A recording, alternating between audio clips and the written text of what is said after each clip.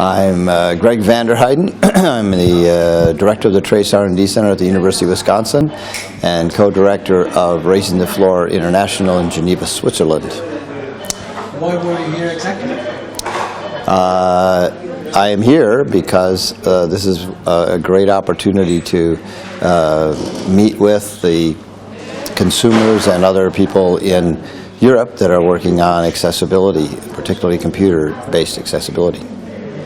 You're also involved in a couple of other projects. Can you also briefly tell something about that? Can't hear you. You're also involved in a couple of other projects, Cloud4All, so can you... Oh, yes.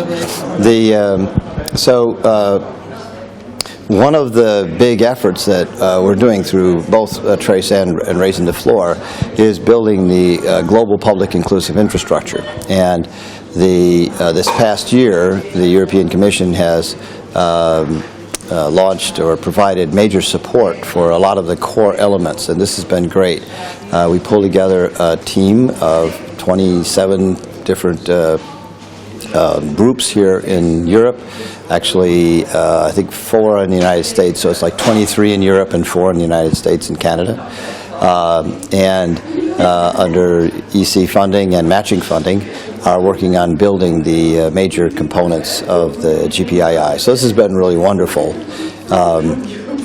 The GPII, or Global Public Inclusive Infrastructure, concept is something that has come into focus in the last just few years as a way of trying to address the problems that we're facing with, well, basically the rapid proliferation of information technologies into all aspects of our lives is now making it so that access to ICT is no longer an option. Even in developing countries, we're finding that increasingly the inability to use ICT means the inability to be able to track the weather for crops, be able to communicate, to be able to get information about disease and this kind of thing. For the younger group, the ability to learn. A lot of these kids are in they go on trek with their families, for example, and their herds, and so they're not even in a school. And so the ability to use the different technologies is really changing education and also giving them an ability to interact in a broader world. But in other countries, we find that an inability to use communication means you can't go to school. It means you can't get a job. We even have janitors who have to apply for their positions online. Our medical system is going online, our information, political information, daily interaction. So as we move more and more of our society onto these technologies, we need to make sure that everybody can access them. And the GPII is an attempt to make sure that everybody knows what would help them and can apply that on anything. A key part of the GPII is the ability to go up to any device, anywhere, and have it adapt to you. So kids in schools, as they have to go around to the different computer classrooms, and they have to go around to, in one day, for example, an individual may have to go and use 4 different computer systems on 3 different operating systems with different software. And if they have an accessible computer at home, it doesn't help them. They need to be able to go and to use these different computers. As we travel, we need to more and more interact and use computers.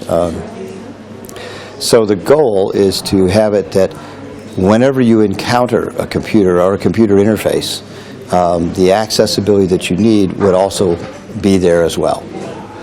And then the third part of GPII is making it cost a lot less to get ideas to market and to support them, because the cost for AT is just too high.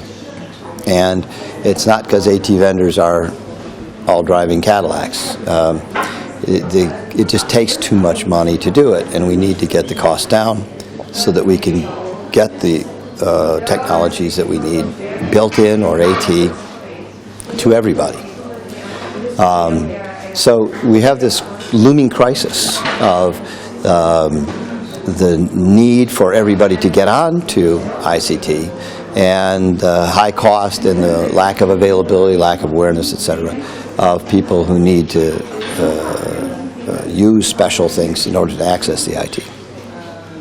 And the European Commission has really recognized this and has seen that this idea of building an infrastructure that can support lower cost, better delivery, anywhere delivery, on demand, and information that makes it easy for people to figure out what they can do is just really going to be critical. And this isn't just for disability. It's disability, it's literacy, it's digital literacy, and it's, we say aging, and that's sort of a combination of a bunch of things, with an overlay that comes that's special to people who are older and who need now to access all this, but it's a little hard for them to do, and sometimes for some of the frail elderly, memory and other kinds of things make it difficult for them to learn brand new kinds of things. So the Cloud4All, which is a European Commission project, has brought together this incredible team of people here in Europe working on this. And well, we just passed our first 6-month point, and already we have working prototypes, basic functioning prototypes of it. So it's been a great team, and the progress, I think, really is indicative, I think, both of the power of it, the energy that people are putting into it, and the need for it. Thanks.